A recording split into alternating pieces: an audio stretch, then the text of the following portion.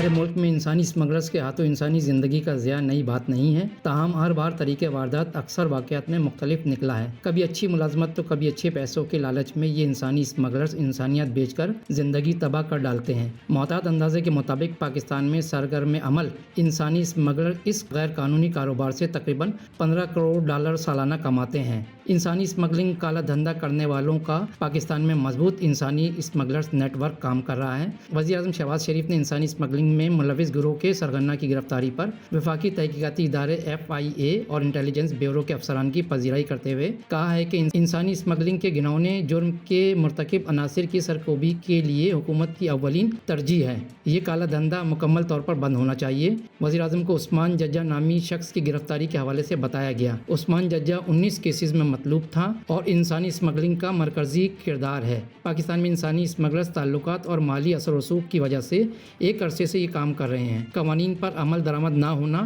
اور بدعنوانی ان کے ہتھیار ہیں، جن سے وہ ایسے لوگوں کا بآسانی شکار کر رہے ہیں جو ملک میں بڑھتی ہوئی لاقانونیت اور مفلسی کے شکنجے سے فرار ہونے کے لیے اپنی جان و مال تک کو داؤ پہ لگانے کے لیے تیار ہیں۔ ذرائع آمدنی میں کمی کے باعث بیشتر پاکستانی شدت سے بیرون ملک ہجرت کرنے کی کوشش کر رہے ہیں۔ گزشتہ 2 سال میں مختلف شعبوں کے 16 لاکھ ماہرین بیرون ملک چلے گئے ہیں۔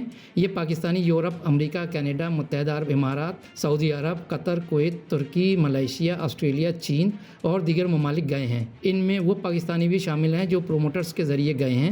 جانے والوں میں سول، الیکٹرک اور mechanical engineers, doctor, chartered accountant, IT professionals, nurses اور فنکار بھی شامل ہیں۔ غیر قانونی طریقے سے بیرون ملک جانے کی کوشش کرنے والوں کی تعداد علیحدہ ہے۔ جب اپنے شعبوں میں اعلیٰ تربیت یافتہ افراد، ہائی اسکلڈ افراد اپنا مستقبل بیرون ملک میں محفوظ سمجھ رہے ہیں تو وہ مزدور جو یہاں دن میں 12 گھنٹے سے زائد محنت کر کے صرف روکھی سوکھی کھانے کا بندوبست کرنے کے علاوہ کچھ نہیں کر سکتا، وہ بھی سوچ رہا ہے کہ اگر وہ یہی کام پاکستان سے باہر مغربی ممالک میں کرے گا تو وہ نہ صرف بہت سارے پیسے کما سکے گا بلکہ اپنے پورے خاندان کا نصیب بھی بدل سکتا ہے۔ لہٰذا اسی لالچ میں بیرون ملک کام کی تلاش میں لوگ اپنی جانیں خطرے میں ڈال رہے ہیں۔ آج پاکستان میں غربت انتہائی حد کو چھو رہی ہے۔ پاکستان لاکھوں بے روزگار نوجوانوں کا گھر ہے۔ خوراک کا بڑھتا ہوا عدم تحفظ، ملازمتوں کی کمی اور بنیادی ضروریات کی بڑھتی ہوئی قیمتوں نے انہیں غیر قانونی طور پر یورپی ممالک کی طرف ہجرت کرنے پر مجبور کیا ہے۔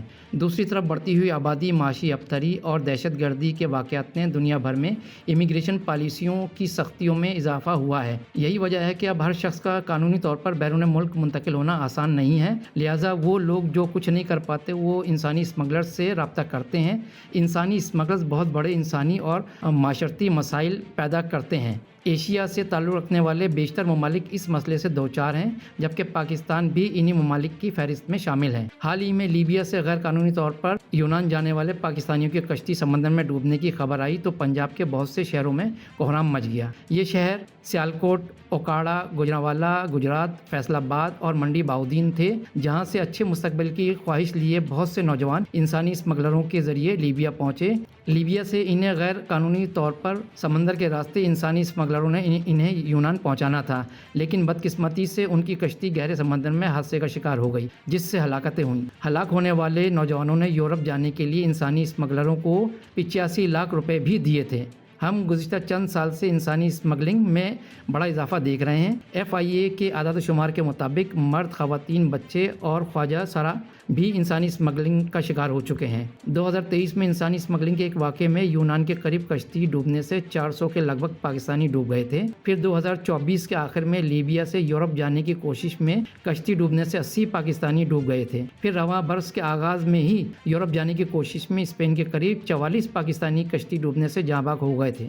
FIA کی ریڈ بک کے مطابق بیشتر انتہائی مطلوب انسانی اسمگلروں کا تعلق گجرات اور گوجرانوالہ سے ہے۔ کچھ انسانی اسمگلر سیالکوٹ، راولپنڈی، منڈی بہاؤدین اور آزاد جموں کشمیر سے ہیں۔ یہ ایجنٹ لوگوں کو انتہائی تھوڑی رقم میں دوسرے ممالک میں بھیجنے کا جھانسا دیتے ہیں اور ان سے پیسے لے کر انہیں کسی دوسرے ایجنٹ کے ہاتھوں فروخت کر دیتے ہیں۔ محتاط اندازے کے مطابق پاکستان میں سرگرم عمل انسانی اسمگلر اس غیر قانونی کاروبار سے تقریباً $15 کروڑ سالانہ کماتے ہیں۔ ہمارے ملک میں انسانی اسمگلروں کے ہاتھوں انسانی زندگیوں کا ضیاع معمول بن گیا ہے، تاہم ہر بار طریقہ واردات اکثر واقعات سے مختلف ہے۔ کبھی اچھی جاب تو کبھی اچھے پیسے۔ انسانی اسمگلنگ میں مردوں اور عورتوں کی شرح کا اندازہ لگانا ہو تو اس کے لیے کوئی مخصوص طریقہ کار یا ضابطہ نہیں ہے، تاہم ایک اندازے کے مطابق مردوں سے زیادہ خواتین اس جہنم کی نظر ہو جاتی ہیں، کچھ اپنی مجبوریوں اور ضروریات کے باعث تو کبھی جبراً اس بھٹی میں جلا دی جاتی ہیں۔ میرے یوٹیوب چینل کو سبسکرائب، لائک اور شیئر کیجیے گا۔ اگر میری ویڈیو پسند آئے تو میرے یوٹیوب چینل کا وزٹ کیجیے گا اور کمنٹس باکس میں اپنی قیمتی رائے کا اظہار ضرور کیجیے گا۔